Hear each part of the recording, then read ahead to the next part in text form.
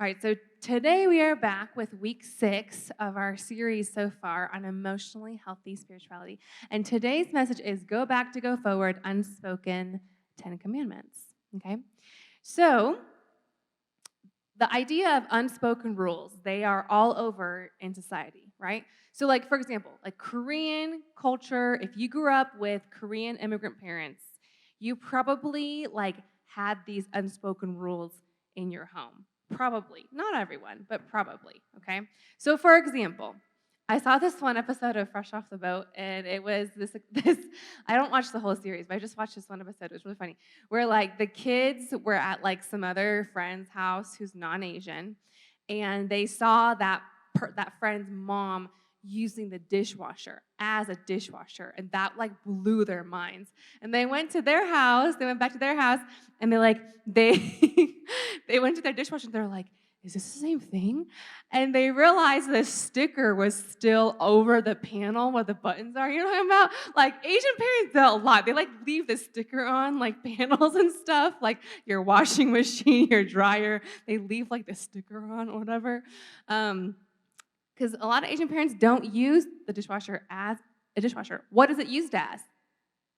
A drying rack, okay? It's used as a drying rack, basically, or holds extra stuff that you don't have storage for, okay? Or there's this other unspoken rule in Korean families where, so one of my really good friends in Kansas City, she's Korean, and she's 1.5, so she's pretty Korean. And she married this really wonderful, super wonderful white guy, okay? And she remembers that when they first got married, they had people over, to their house, right? When you host people at your house, and they'd leave. What's the procedure? Y'all know. What's the procedure? Do you just let them go and shut the door before they're even a few steps out? No. 절대. What do? All Korean parents, you walk out with your guests, and you walk them to their car, and you wave by and inside until they're all the way down the street. Then you walk into your house, right? And so she was saying when they first had people over, he would just bye, shut the door, and she'd be like, oh, you can't do that to Korean people, man. That's disrespect. And so she taught him you need to walk all the way out and say bye. And so when we visited, because we moved after that, we visited and he walked us all the way out, and she was like, good job, baby, you know. And I was like, oh, you taught him. So there are those unspoken rules, right? And obviously take your shoes off. There are unspoken rules in every Korean household. You never go to someone's house for the first time empty-handed, right? You got to bring toilet paper or laundry detergent or something. You got to bring something with you, fruit, to see someone's house. There are unspoken rules everywhere we go. In school, in families, in churches, in workplaces, there are unspoken rules that govern those spaces. So that's the idea behind what we're going to go into today, okay? So to do a quick recap, last week we talked about the idea of going back. This is my left. Going back. I don't know. To go forward. Okay, I don't know how it looks like on the screen. Going back to go forward. So the idea that we looked at Joseph's life, and his life was really messed up. His family life was one of the worst. One of the worst. Lots of strife, lots of jealousy, competition, anger. His 10 brothers ganged up on him to sell him off. I'm pretty sure some of us might not love our siblings, but you would not sell them off. Okay, right? Right? Nod your heads. I will never sell off my sibling, okay? So, you never would do stuff like that. But that's how crazy it was. And he came from the most messed up family, and he had every excuse to turn out super messed up too, right? Because of all the baggage he had in his family. But we saw from his life that through God, he was able to be healed to the point where when he was able to see them again, he could forgive them and tell them, hey, look, all the crap you guys put me through, it wasn't you. God allowed it to happen so that I could be in this position to save our family. Now, does God condone that kind of behavior? Does he like brothers to sell brothers off? No, absolutely not. But the point is, God can use any broken, messed up event to then create something good. And so the idea of, we have to go back in our families and heal those areas so that we can go forward and live the way God wants us to live. When you and I choose to believe in Jesus, What we're saying yes to is saying yes to being a part of a new family. We are adopted into God's family. And that adoption is both instantaneous and it takes time. I told you guys the example of my friends who adopted kids, right? Like on the day they were legally in court and doom, like you are officially, whatever, those are your parents. Like that's an instantaneous process. But it will take those kids, a long time to work out their adoption in their own hearts and as they grow older. And that's normal. That's a very normal part of being adopted. In the same way as God's children, we have a new family with new unspoken rules, unspoken things. Well, actually, they're not. They're pretty clear. But like a new way of living. But most of us actually, ingrained in our brains, are those old rules for living that we've gained from our families. That's very hard to break out of. It's very hard to do that. But we actually carry that with us more than we carry like God's unspoken rules, even though we are a part of his family as his children. And so one of the most important ways that we can experience freedom as Christians, because when we believe in Jesus, we experience freedom, yes, instantaneous, and it's a process. It's always both. Like things change the moment you give your life to God, and those things take the rest of your life to live out, the rest of your life to grow in. And so one of the ways we can experience freedom in our lives is to go back and look at the things that we have carried and filter that through God now and say, why do I think that? Why do I do that? And filter that through God so that we can grow in him. Let's look at another example. This one's really quick. It's the same family, but we're going to trace back like the pattern that we see in Genesis with Abraham, Isaac, Jacob, and then his sons. Now, there is very clearly a process of things being passed down, both good and bad, right? So Abraham's family was chosen by God. They had all the blessings. Those things they passed down. Good things they passed down. And when you look at their life, there are lots of bad things they kept passing down too. For example, every generation had a pattern of the husband lying to protect his butt and put his wife on the line. Every generation had that pattern. Isn't that interesting? Because when Abraham did that to Sarah, Isaac wasn't even alive. He didn't exist. It's not like he looked at that and was like, oh, that's the way you should do it. No, like Abraham did that with Sarah in Egypt, twice actually. And then Isaac did the same thing with Rebekah. Like, how does that happen? Like, Isaac didn't even like see that growing up, but the same pattern of lying was there each generation. Another pattern we see is that there's favoritism of one parent to one child, which ends up being very, very divisive in their family. So like with Abraham actually favored Ishmael first for a long time, but that caused a lot of like disruption. Isaac favored who? Esau, not the one that God chose, and that caused division. Rebekah favored Jacob. Like Jacob favored Joseph to the extent that it caused lots of disruption. So this pattern of favoritism within parents and children that every generation for some reason had, those things that were passed down. A third and last one, there's more, but every single generation there was one sibling who was cut off from the rest of the family. So like with Ishmael, he was cut off from the family once Isaac came back around. Isaac was born. With Jacob and Esau, Jacob was cut off and sent away. Joseph was cut off from the rest of his brothers. There's always this pattern that happens in each family. And the thing is, even the best of families, because who grew up in the best family? Okay, no one? No one wants to claim that? Like, okay, so all of us, even in the best of families, even in the very best of families, relatively healthy families, we all have good and not so great things that we carry on from generation to generation. Okay, actually, I think almost everyone. Raise your hand if you're over 18. Over 18. Over 18. Okay, just all but one, okay? But you're close, you're 17 soon. Okay, that's like almost close. Okay, over 18. Raise your hands again. Raise your hands. If you're over 18, 18 and a half, it counts too. Okay, good. 18. If you're over 18, actually everyone basically, but if you're over 18, all of those good things and not so good things now rest on you. It rests on you now. You have the choice to decide whether or not you will carry those things forward in your own life or not. You have the choice now. Do you hear what I'm saying? Whether or not you have kids, whether or not you never choose to have kids, that doesn't matter. You still have your life to live, right? And how you live impacts everyone around you. Your significant other one day, your coworkers, your friendships, your own family. You have the choice now to carry on the good things and to not carry on the not so good things. You have the choice. So, going back to the unspoken rules, every single family has them. Universally, we seem to have a couple that we all understand together, but even within like Korean American families, there are distinctions, like unique things that mark each family. Pastor Peter Scazzerzo, it's so hard to say his name, it's Italian. In his book, Emotionally Healthy Spirituality, which we're looking at right now, in his book, he calls them the family's unspoken 10 commandments. Like, in Exodus, 10 commandments, like there are unspoken rules, unspoken 10 commandments that all of us in our families have. Sometimes they're super explicit, like parents telling you, like, da-da-da-da, this is how our family's like. Or sometimes it's very implicit, like, no one says it, but we all know that's the rule. Or sometimes it's like good stuff, really good things, or not so good things.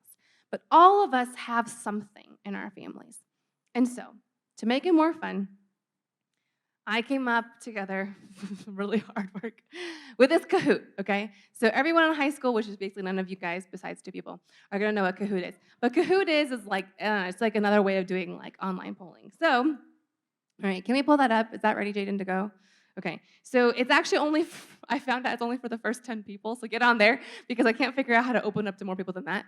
So it's a nickname, appropriate, please, appropriate, okay? First 10 people. There is no right or wrong answer. This is not like a game. It's a game format, but it's not actually a game. Okay, you can put your name. You don't have to put your name. You can remain anonymous if you want to. You probably want to remain anonymous if you can go back and change it. But yes. So pick a different nickname if you can, or you can exit. Okay. All right. So we're gonna get you all on there. Okay. So, yes, everyone join the Kahoot. Go to Kahoot.it or the app. And so okay, all right. So I said to try to remain anonymous, but okay, that's up to you guys, how you guys do that. Okay. Let's see, are we maxed out? 1, 2, 3, 4, 5, 6, 7, 8, 9. I think we're at 10. Okay. Yes. All right. Okay. Are we ready? Oh, I guess we can get more than 10. I think. Is everyone done getting on? Okay. All right. Okay. Some of these names. All right. I'm going to give you 3 seconds to join on. Okay. Hold on. Let me tell you what this is first before we start. So we're going to go over what are my family's unspoken rules. It's just like 4 different options. You don't always pick them, okay? But like just find the one that's closest to you. And there's no wrong or right answer. There's no points. There's nothing. This is just more for your self-awareness, okay? So let's go. Let's start. Thank you. All right. Kahoot at home. Okay, my family's unspoken 10 commandments. What are they? So here's the first one. There's 10, obviously. The first one is about money. Money, money, money, money, money. Okay, so I'll read it to you. The more money we have, the more security we have. Blue, money proves you made it and you're successful. Yellow, money is important, but it should not be an idol. And green, money is a source of worry and stress. What was your family's experience like? There's no right or wrong answer. You just pick one. Okay, ready, go. Okay, so it looks like a lot of you, wow. Okay, money is important, but it should not be an idol. Okay, all right. So next, click quickly.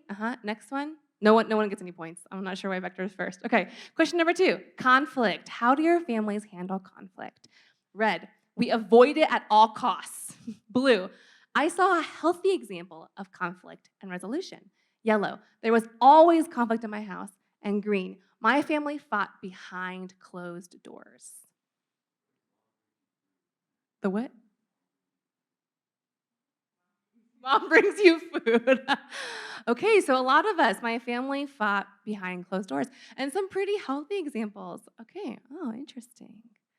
All right, next one. There's no point, so there's nothing about this. Okay, let's talk about sex. All right, so red, we never talked about it. Blue, there's always a double standard, like guys and girls had different standards. Yellow, we talked about it openly and appropriately. And green, there was a lot of shame attached to sex. Yeah, 5 seconds to respond. Oh, we never talked about it. Holy cow, we got a whole generation of people who have not talked about sexuality at home, and therefore you go and learn about it in the rest of the world. We're gonna fix that. Okay, well, a lot of you guys are old enough to know a lot of things, but wow, that's really sad. Okay. All right. So y'all, Gen Z, millennials, we're gonna do different with our kids, okay? Grief and loss. How do we handle grief and loss? What's that? We never feel sadness in our house. That's red. Blue, tough love, suck it up, get over it. Yellow, we grieved together whenever we experience hardship. And green, sadness, crying is a sign of weakness. 5 seconds. Yellow, wow, lots of people who grieved really well together. That's great. Huh.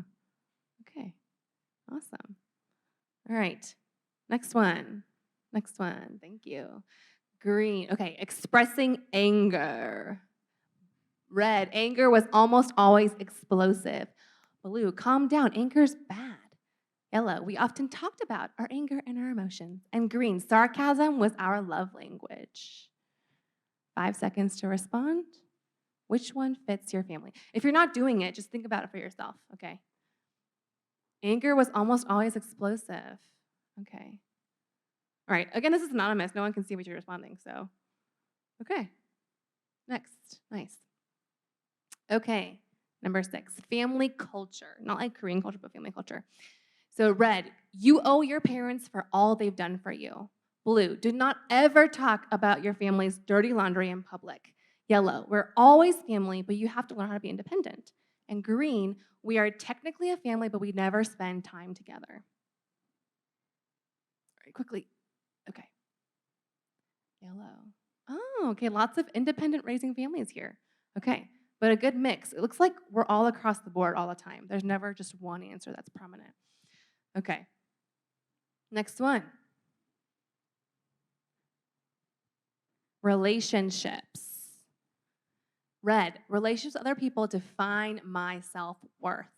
Blue, do not trust others. They will let you down. Yellow, people can't be trusted. And green, I do not need anyone. I only need myself. 5 seconds. Oh, okay. Across the board, all across the board, all the answers, all of you guys. Okay, interesting. All right, next. Question number 8, how you viewed others, like different, people who are different from you, okay? Red, only be close to those who are like us. Blue, expectations to date or marry only within the same culture or race. Yellow, the more diverse, the better, everyone's accepted. And green, certain cultures, races are not as good as ours. Okay. Wow, I feel like, okay. Interesting. So a lot of expectation, it looks like, to marry within the same culture. Interesting. Okay, next. Thank you, Jaden, for doing the mouse thing. I appreciate it. All right. Question number 9. How do you define success in your family? Red, getting into the best schools and getting the best grades. Blue, having a good job, making a lot of money. Yellow, loving Jesus and being a good Christian. Green, getting married and having kids. How does your family define success? It could be more of one of those things. Can you guys pick more than one answer? Oh, sorry. Okay, I should change that. Blue, lots of money. Lots of money is apparently. So, wasn't there a question earlier about money and how a lot of us talked about how money shouldn't be an idol? But apparently, there's a double standard in our messaging from our families because making a lot of money is really important too. So that's really interesting. Okay, last question. I think we're on the last one. Yes, last question. Okay, feelings and emotions. Red, you're not allowed to have or express certain bad feelings. Blue, your feelings are not important, cannot be trusted. Yellow, feelings are openly expressed, shared, and honored among the whole family, including parents and kids. And green, reacting with your feelings without thinking is okay. All right. Okay, so we have two kind of like dichotomies. Some were expressed well, and others were not expressed very well. Okay. All right. Let's go. I think that's the last one. Yeah. Nice. Okay. Thanks for participating. So again, obviously there's no right or wrong answer. There's no points or anything. No one wins this one. I will make one where there's a competition. But, so everyone close out of that and put that down for me. Thank you. So the whole point of this is for you to become more aware of what is it that your family's told you. What were the unspoken rules in your family? All of us have them. All of us.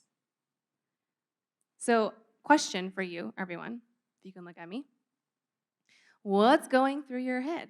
What are you like, I already knew all of that? Or are you like, oh my gosh, I never realized that.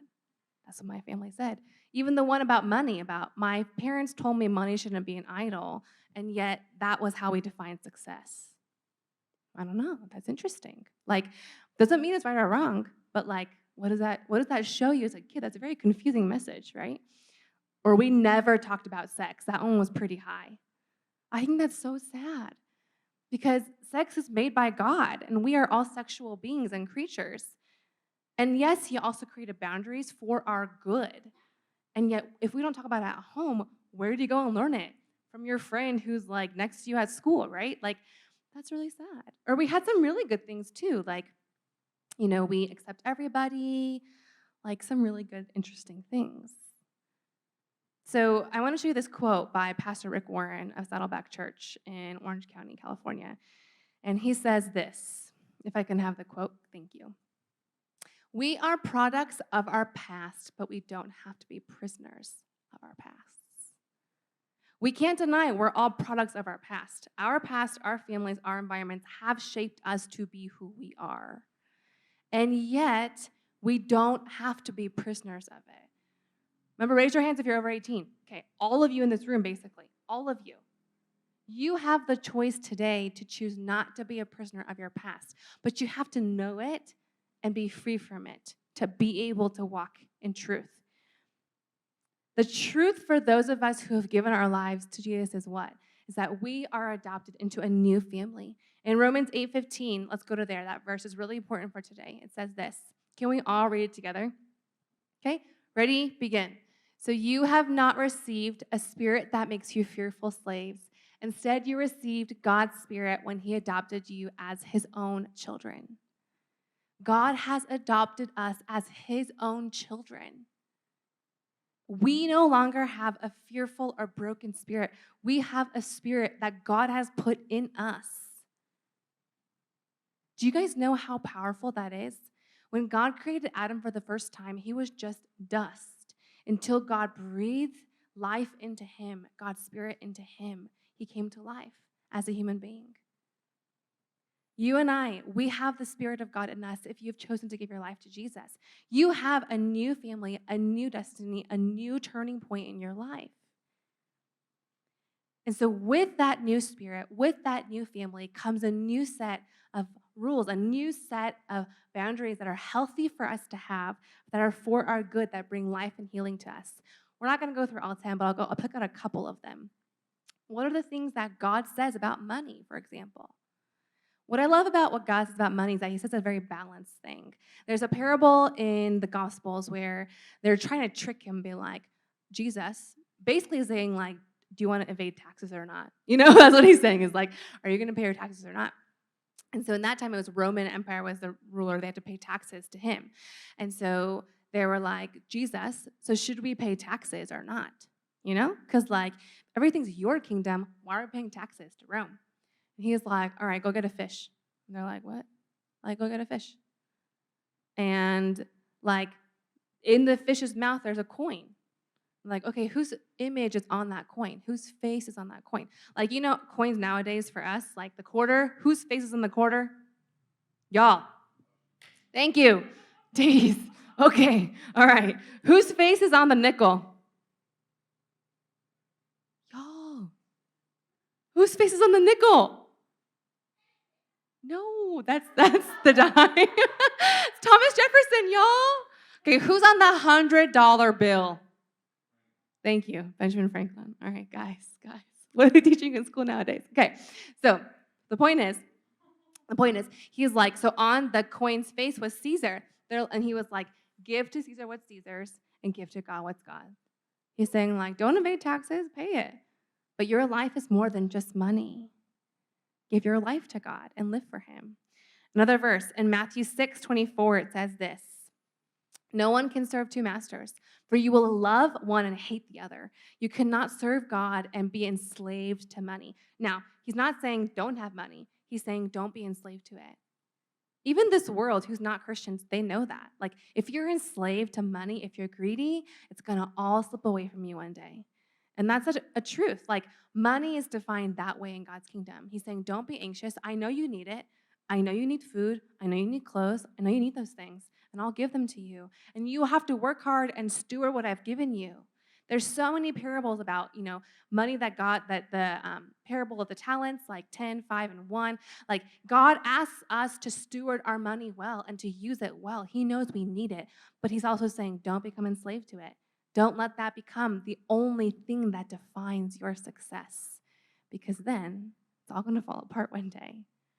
Okay, so that's one way that we see money defined differently in God's kingdom and God's family. Conflict. How do we see conflict happen? When Jesus came on this earth, dude, he blew up the scene. Like, if there was social media at that time, he blew it up. He would blow it up because he was here to challenge and confront often the people who held power at that time. So religious leaders and political leaders, he really challenged and really came head to head with them. But he did it with a spirit of love, which we don't often see nowadays.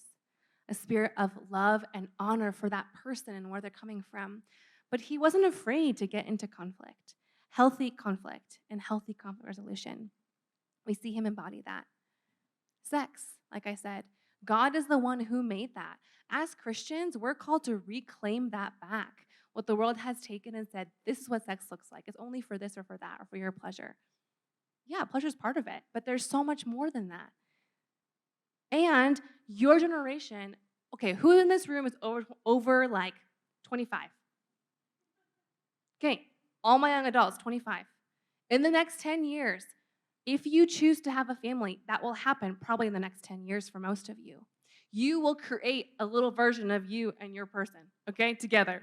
That will happen in the next 10 years for most of you, 10, 15 years. What will you teach your children? What will you teach them about sex, about the image of God, about what it's like to be a person and a child of God? If you don't know it and you've never been taught it biblically, then you can't teach it to your kids, right? So you and I, we need to know what those things are for ourselves. There's been a lot of shame attached to sex in the church, a lot of that. Who grew up in the 90s? Who's a 90s kid? There's 4 of us. Okay, more than that, 5 of us. Okay, who was in church long enough to know the Joshua Harris I Kissed Dating Goodbye book? Who knew that book? Y'all were not white enough, okay? Too many Korean churches. So that purity culture blew up that generation, my generation. If you didn't read it, you heard about that book. The idea of courtship is the only way. And there's a lot of good things and not good things that came out of that purity culture. And our generation, us millennials, those of us who are 30 and up, so a couple of us, 1, 2, 3, 4, the 4 of us, our generation, we're seeing a lot of ex-evangelicals, people walking out of the church, and a lot of it is because of purity culture. A lot of it is a backlash against the church has no understanding of all these things. Ex-evangelical is the new big brand and wave of being a Christian, an ex-Christian. That's huge for those of us in our 30s. That's what's happening. Now imagine those people having kids in the next generation. What's going to happen? There's so many things that our generation, we were the self-esteem generation. We were the ones you can do it. Everyone gets a gold sticker. No one gets a trophy. That was our generation, right? And so therefore, when stuff hits the fan and things get hard, we don't know how to cope, a lot of us in our generation. We're seeing a lot of backlash with that. There's so much that's happening in our world, outside of our world, in the Christian community, in the larger church, so much going on. What do you believe? What has been taught to you, and what is good about those things, and what's not good about those things? Filter those things through the lens of God so that you and I can stand firm in what we believe, because that's very hard to do nowadays. Grief. anger, emotions. Jesus felt things. He cried. You know what's fascinating? What's the shortest verse in the Bible? Thank you, Nick. You were just all-star today, okay? Jesus wept, y'all. Shortest verse in the Bible, in the book of John, okay? With Lazarus. You know what's interesting is he knew he would raise him from the dead, and he still cried. He cried. That's fascinating to me. He felt the emotions of all of those around him. He felt the gravity of this loss, even though he knew he would resurrect him. I think that's fascinating. So many ways that Jesus shows us healthy expressions of both reason, logic, and expression of emotions. Like, guys, if we don't have a healthy grid for that, let's come back to that with God. Let's go to Mark 12:31. What is the attitude toward others that we're called to have? Let's read it all together. Ready? Begin. The second is equally important. Ready? Love your neighbor as yourself. No other commandment is greater than this and the one before, the first two. Love God with all your heart, soul, mind, and strength, and love your neighbor as yourself. Last one, success. Success is being defined as being faithful to God's purpose and plan for your life. Last verse, Matthew 6:33. Let's go here. Lots of Matthew today. Good Matthew. Okay, read it all together. Ready? Begin. Seek the kingdom of God above all else and live righteously, and he will give you everything you need. I think a lot of people, we get scared to do this. We don't know how to do this. And yet that's one of God's greatest promises to us. It's like, when you live for me, yeah, there will be hard things too, but I will take care of you. If you notice, God's definition of what it's like to be his child and live in his family is radically different from what a lot of our families have experienced. And so, here you are standing at the crossroads right now. Will you choose to bring the broken pieces? Because all of us have broken pieces. No matter if you answered every good response on there, even if you did, there are other things your family has given to you that are probably broken, because every family is broken, no matter how good they are. Every family is broken. And so will you choose to bring those broken pieces with you? Or will you choose to say, hey, God, heal this so that I don't have to live out this brokenness in my life and I don't have to carry it on? Let's look at our questions for today. I will send them out later today because I didn't do it yet. It's on my phone. I'll give it to you. But these are your 3 questions. So which unspoken rules that we talked about on the Kahoot game, which one stood out to you? Which one was like, dang, I didn't realize that? Or like, yeah, I knew that, and for sure that's my family. Like, which one stood out to you? Just pick 1 or 2. And how do you think, or why do you think your family had that unspoken rule? And 2, what are the good unspoken rules? Because there are good things too. And then what are the not so good ones in our family? And last question is, how can you practically work towards healing? Right? I asked you, raise your hand if you're over 18. Like, you sit at a crossroads. You have the choice to carry that on in your life and in those below you or not. So how will you choose to heal the areas that you're like, oh, dang, I think I have a wrong view of that? How can I heal that? How can you practically walk towards healing? Can I have the praise team come up?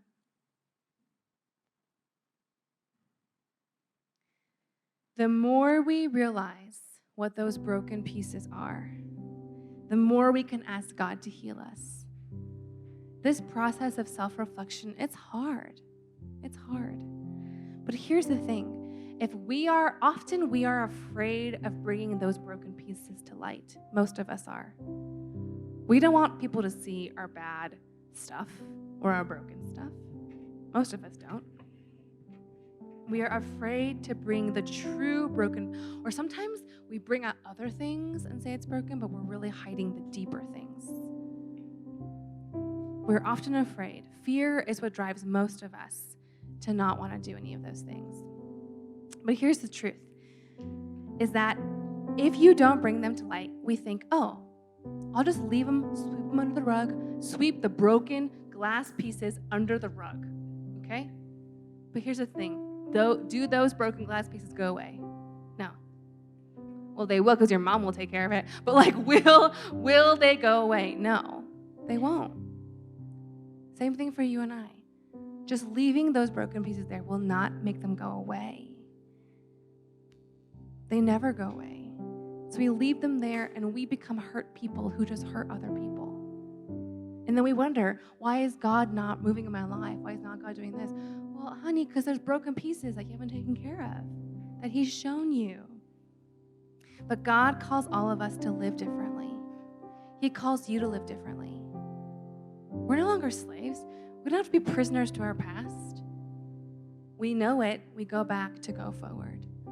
We know it. We are healed of it. We ask God freedom from it so that we can do it differently. And it will take time.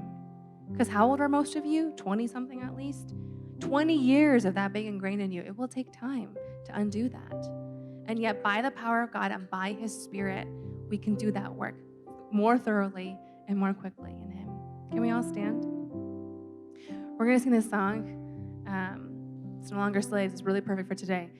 But declare that I am a child of God. No matter what past I carry with me, I want to know it so I can be free of it. But this is the true thing. And I am His child.